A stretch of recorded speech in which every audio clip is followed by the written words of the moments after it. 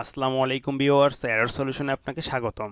আমাদের আজকের ভিডিওতে থাকছে চাকরি পরীক্ষায় বাংলাদেশের নদ নদী সম্পর্কিত যে প্রশ্নগুলো বারবার আসে সে সম্পর্কে একটি গুরুত্বপূর্ণ ভিডিও। সাবস্ক্রাইব করে আমাদের সাথে থাকুন। পরবর্তী নতুন নতুন ভিডিও পাওয়ার জন্য সাবস্ক্রাইব পাশাপাশি বেল আইকনে ক্লিক করে রাখুন।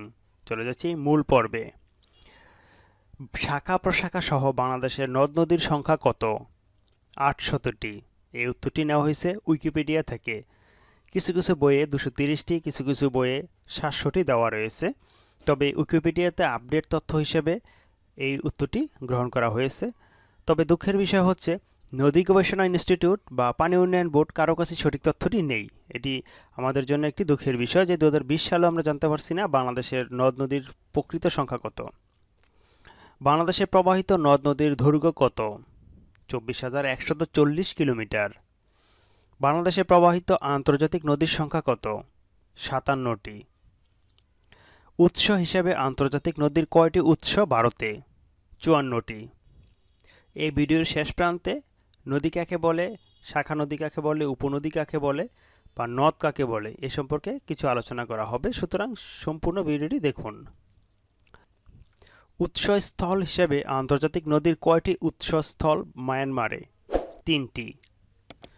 বাংলাদেশের জলসীমায় উৎপত্তি ও সমাপ্ত নদীর নাম কি কি? হালদা ও সাঙ্গু নদী। এই দুটি নদী বাংলাদেশে উৎপত্তি হয়েছে এবং বাংলাদেশের সীমারেখার মধ্যেই সমাপ্ত হয়েছে। বাংলাদেশের প্রশস্ত নদী কোনটি? যমুনা নদী বাংলাদেশের প্রশস্ততম নদী। বাংলাদেশের খরস্রোত নদী কোনটি? কর্ণফুলী নদী খরস্রোত নদী। বাংলাদেশের দীর্ঘতম নদী কোনটি? দীর্ঘতম নদী সুরমা। বাংলাদেশের দীর্ঘতম নদ কোনটি? দীর্ঘতম নদ ব্রহ্মপুত্র। ব্রহ্মপুত্র নদের অবস্থান বিশ্বে কততম? 22তম। ব্রহ্মপুত্র নদের দৈর্ঘ্য কত কিলোমিটার? 2850 কিলোমিটার। ব্রহ্মপুত্র নদের উৎপত্তি স্থান কোথায়? হিমালয়ের মানস সরোবর। বাংলাদেশে প্রবেশের পূর্বে ব্রহ্মপুত্র কোন কোন দেশের উপর দিয়ে প্রবাহিত হয়? তিব্বত শানপো নামে এবং ভারতের আসামে ডিহি নামে বাংলাদেশে প্রবেশের পূর্বে এ এলাকা দিয়ে প্রবাহিত হয় ব্রহ্মপুত্র নদীটি। কোন জেলার পাশ দিয়ে ব্রহ্মপুত্র বাংলাদেশে প্রবেশ করেছে? রংপুর জেলার পাশ দিয়ে ব্রহ্মপুত্র বাংলাদেশে প্রবেশ করেছে। বাংলাদেশ ও মায়ানমারকে বিভক্তকারী নদীর নাম কি এবং দৈর্ঘ্য কত? বাংলাদেশ ও মায়ানমারকে বিভক্তকারী নদীর নাম নাফ নদী, যার দৈর্ঘ্য 56 কিলোমিটার। বাংলাদেশ ও ভারতকে বিভক্তকারী নদীর নাম কি? হারিয়াবাঙ্গা। মেঘনার উৎপত্তি স্থল কোথায়? মেঘনার উৎপত্তি স্থল আসামের লুসাই পাহাড়ে। উৎপত্তি স্থলে মেঘনার নাম কি? বরাক নদী হিসেবে পরিচিত উৎপত্তি স্থলে মেঘনা নদী। মেঘনা কি কি নামে বিভক্ত হয়েছে?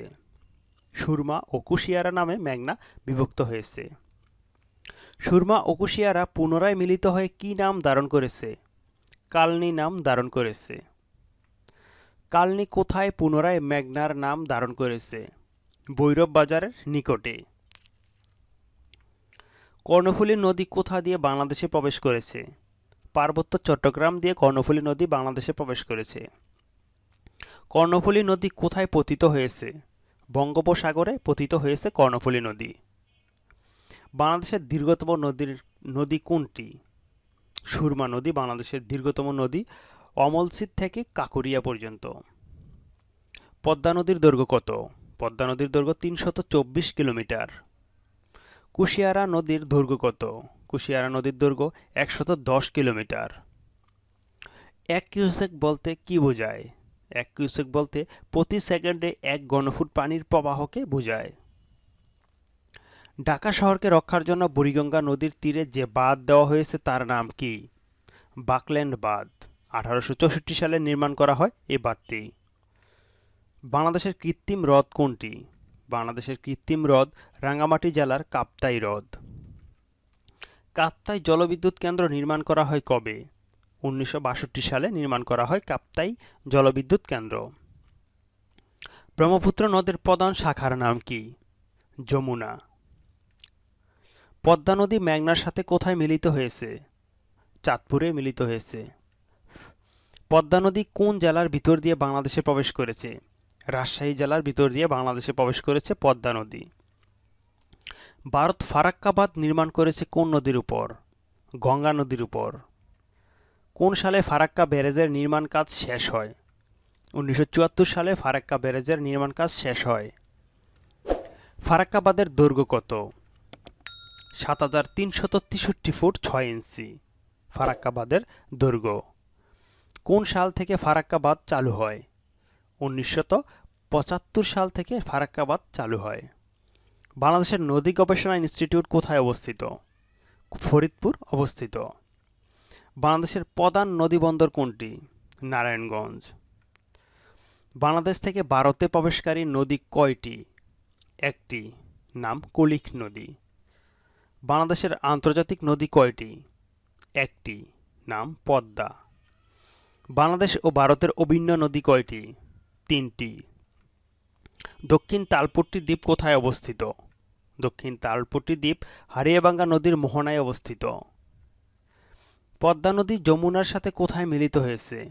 গোয়ালন্দে মিলিত হয়েছে পদ্মা নদী যমুনার সাথে। মেঘনা নদী ব্রহ্মপুত্রের সাথে কোথায় মিলিত হয়েছে? ভৈরব বাজার। পদ্মা নদীর উৎপত্তি স্থল কোথায়? হিমালয় পর্বতের গঙ্গোত্রী হিমবাহ। পদ্মা নদীর ভারতীয় নাম কি? গঙ্গা। বাংলাদেশ ও ভারতের অভিন্ন নদী কয়টি? 54টি। যমুনা ও বাঙালি নদী কোথায় মিলিত হয়েছে? বগুড়ায় মিলিত হয়েছে। এই ছিল 50টি নদ নদী সম্পর্কিত গুরুত্বপূর্ণ প্রশ্ন। এখন আমরা জানব নদ নদী, শাখা নদী, উপনদী কাকে বলে। নদ কাকে বলে? যে নদীর কোনো শাখা প্রশাখা নেই এবং এক স্থান থেকে শুরু হয়ে একাধারে বয়ে সাগরে পতিত হয় সেটি নদ। যেমন কপোতাক্ষ নদ, নীল নদ। নদী কাকে বলে? পাহাড় পর্বত হ্রদ ঝর্ণা থেকে উৎপত্তি হয়ে বিভিন্ন অঞ্চল বা জনপদের উপর দিয়ে প্রবাহিত হয়ে কোনো জলাশয়, নদী অথবা সাগরে পতিত হয় তখন সেটিকে নদী বলে। যেমন পদ্মা, মেঘনা, যমুনা। উপনদী কাকে বলে? ছোট ছোট নদী যখন একটি বড় নদীতে পতিত হয় তখন সেই ছোট ছোট নদীগুলি বড় নদীটির উপনদী।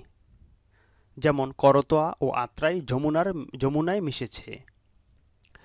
শাখা নদী কাকে বলে? কিছু জলধারার উৎপত্তি যখন কোনো নদী থেকে হয় তখন তাকে শাখা নদী বলে। যেমন পশুর নদের উৎপত্তিস্থল পদ্মা। সমাপ্ত।